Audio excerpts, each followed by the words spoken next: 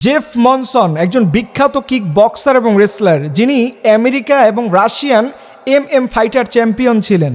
আপনি চিন্তা করতে পারেন যে এমএম ফাইটার চ্যাম্পিয়নটা কি? এরকম একজন বিশ্ববিখ্যাত মানুষ যিনি রিসেন্টলি কালিমা পড়ে মুসলমান হয়েছেন। ওনার মতো এরকম বিশ্ববিখ্যাত মানুষ কালিমা পড়ে মুসলমান হয়েছেন, এটা তো গোটা পৃথিবীর মুসলমানদের জন্য একটা সুসংবাদ। আপনি কি জানেন যে এই জেফ মনসনকে প্রশ্ন করা হয়েছিল যে আপনি কেন কালিমা পড়ে মুসলমান হলেন? আপনার মুসলমান হওয়ার পিছনে কোন বিষয়টা সবচেয়ে বেশি আপনাকে আকৃষ্ট করেছিল? তখন জেফ মনসন বলেছিলেন যে আমার একটা মুসলমান বন্ধু ছিল, সে আমাকে একটা কোরআনের হার্ড কপি এটা আমাকে গিফট করেছে। এটা একদিন হঠাৎ করে আমি আমার বুক সেলফের মধ্যে দেখলাম এবং সেখান থেকে আমি পড়া শুরু করলাম। পড়তে পড়তে আমি একটা জায়গায় সবচেয়ে বেশি আটকে গিয়েছিলাম, সেটি হচ্ছে কোরআনের 186 নম্বর আয়াত। তিনি বলেন আমি তখনও জানতাম না যে এটা কোরআন, এটা মুসলমানদের ধর্মীয় প্রধান কিতাব, এটা আমি তখনও জানতাম না। কিন্তু আমি পড়লাম, সেখানে এরকম লেখা ওয়াইদা সালাকা ইবাদি আন্নি ফাইন্নি করিব, যে বান্দা তুমি আমাকে ডাকো, আমি তোমার একবারে নিকটবর্তী, তুমি যখনই ডাকবা তখনই আমাকে পাবা। তখনই জেফ মনসন বললেন যে আমিও তো একটা ধর্মগ্রন্থ লালন করি, কই আমার ধর্মগ্রন্থ তো এরকম বলা নেই যে আমি আমার প্রভুকে যখনই ডাকবো তখনই তাকে পাবো। তখন সে বলল আমি এইটা কি করলাম, এটা পাওয়ার পরে আরও পড়তেছিলাম, পড়তে পড়তে অনেকগুলো পড়া হলো, অর্থাৎ পুরো কোরআনটাকে সে পড়ে ফেললো। এরপরে সে মনে মনে সিদ্ধান্ত নিয়েছে যে আমি এখন মুসলমান হব।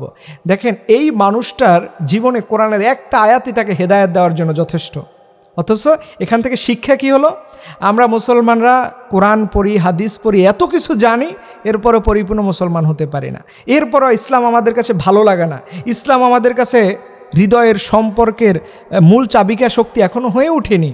আমরা দুনিয়ার সব কাজ করি আগে, এরপরে হচ্ছে আমাদের ইসলাম। কিন্তু অথচ দেখেন এরকম একজন মানুষ জেফ মনসন, আপনি চিন্তাও করতে পারবেন না কতটা বিখ্যাত, কতটা সম্পদশালী, কতটা ধনাঢ্য একজন মানুষ। অথচ এই মানুষটাই কালিমা পড়ে মুসলমান হয়ে এখন ইসলামের কাজ করতেছেন।